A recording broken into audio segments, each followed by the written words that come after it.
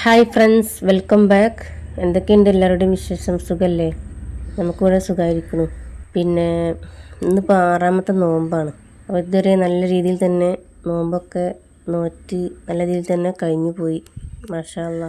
അപ്പോൾ അത് 6ാമത്തെ നോമ്പിന് ഞാൻ പത്തിരി ഉണ്ടാക്കുന്നത് അസർ നിസ്കാരം കഴിഞ്ഞതിന് ശേഷമാണ് കേട്ടോ. സാധാരണ ഞാൻ പത്തിരി ഉണ്ടാക്കുകയാണെന്നുണ്ടെങ്കിൽ രാവിലെ പരത്തി കണ്ടെയ്നറിലാക്കി വെക്കലാണ്, എന്നിട്ട് വൈകുന്നേരം അതെടുത്ത് ചുടലാണ്.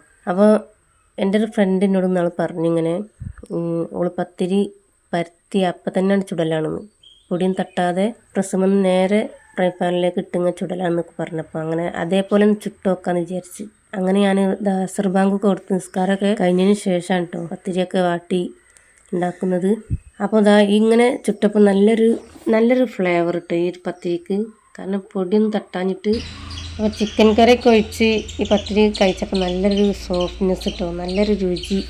ഇത് കഴിക്കുമ്പോൾ മോൻ പറഞ്ഞു നല്ല ടേസ്റ്റ് ഉണ്ട് പറഞ്ഞു. അപ്പോൾ ഞാൻ പറഞ്ഞു ഇങ്ങനെ പത്തിരിപ്പൊടി തട്ടാതെ നേരിട്ട് പ്രസ്സുമെന്ന് ചുട്ടെടുത്തതാണെന്നൊക്കെ പറഞ്ഞു. അപ്പോൾ നമ്മൾ ഓരോ ബോൾ എടുത്ത് ഇതേപോലെ പ്രസ്സുമ്മൽ ഇങ്ങനെ അമർത്തി പാനിലേക്ക് ഇട്ടങ്ങ് ചുട്ടെടുക്കുകയാണ്. അപ്പോൾ എനിക്ക് നല്ലൊരു എളുപ്പമായി തോന്നിയിട്ടത്. അപ്പോൾ ഇനി ഇങ്ങനെ ഉണ്ടാക്കി നോക്കുന്നുണ്ട്. അപ്പോൾ 4 നമ്മൾ ചുട്ടത് കാണിച്ചു തരാം. കണ്ടല്ലോ, പൊടിയും തട്ടായിട്ട് നല്ലൊരു സോഫ്റ്റ്നെസ് ഉണ്ട്. അങ്ങനെ നമ്മൾ മുഴുവനായിട്ട് ഇതേപോലെ തന്നെ പരത്തി ചുട്ടെടുത്തു. അപ്പോൾ പറഞ്ഞു വരുന്നത്, അപ്പോൾ ഇങ്ങനെ ഒരു വീഡിയോ ഒക്കെ കാണുമ്പോൾ ഇതേപോലെയൊക്കെ ഒന്ന് ഒരു വട്ടെങ്കിലും ട്രൈ ചെയ്ത് നോക്കിയിട്ടോ. അപ്പോഴല്ലേ നമുക്കറിയുള്ളൂ ഇത് എളുപ്പ വഴിയാണോ ബുദ്ധിമുട്ടുള്ള വഴിയാണോ എന്നൊക്കെ. അപ്പോൾ എന്താണ് എളുപ്പ വഴി എന്ന് ഏതൊരു വീഡിയോ കാണുമ്പോഴും അതേപോലെ ഒന്ന് ചെയ്ത് നോക്കുക. അപ്പോഴാണ് അതിൻ്റെയൊക്കെ ഒരു റൂട്ട് നമുക്ക് മനസ്സിലാവുള്ളൂ, എളുപ്പം ഏതാണെന്നൊക്കെ മനസ്സിലാവുള്ളൂ. ഓക്കെ, അപ്പം ഇത് നല്ലൊരു എളുപ്പ വഴിയാണെന്ന് എനിക്ക് മനസ്സിലായി. ചുടലും പരത്തലും ചുടലൊക്കെ ഒപ്പം തന്നെ കഴിഞ്ഞു. ഇനി നമുക്ക് കസ്റ്റാർഡ് പൗഡർ വെച്ചിട്ട് ഫ്രൂട്ട് സാലഡ് ഉണ്ടാക്കണം.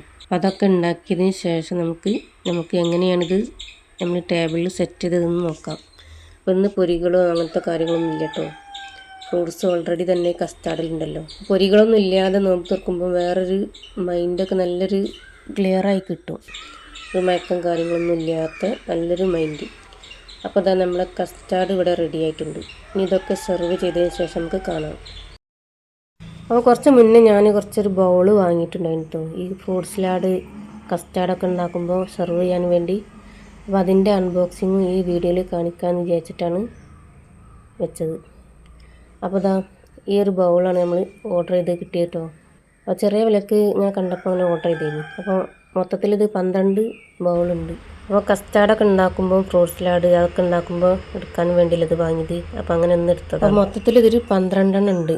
ഇതിൻ്റെ പ്രൈസ് വന്നിട്ടുള്ളത് 168 രൂപയാണ് കേട്ടോ. അപ്പോൾ അടിപൊളി ബൗളാട്ടോ. അപ്പോൾ ഇന്ന് നമ്മൾ സെർവ് ചെയ്തതൊന്ന് കണ്ട് ഈ വീഡിയോ ഇവിടെ വൈൻഡപ്പ് ചെയ്യണേ. ഇൻഷാ അല്ലാഹ് അടുത്ത വീഡിയോയുമായി ഇനിയും വരാനുള്ള ആഗ്രഹമുണ്ട്. അപ്പോൾ എല്ലാവരും ഒന്ന് സപ്പോർട്ട് ചെയ്യുക. Okay, bye bye, see U.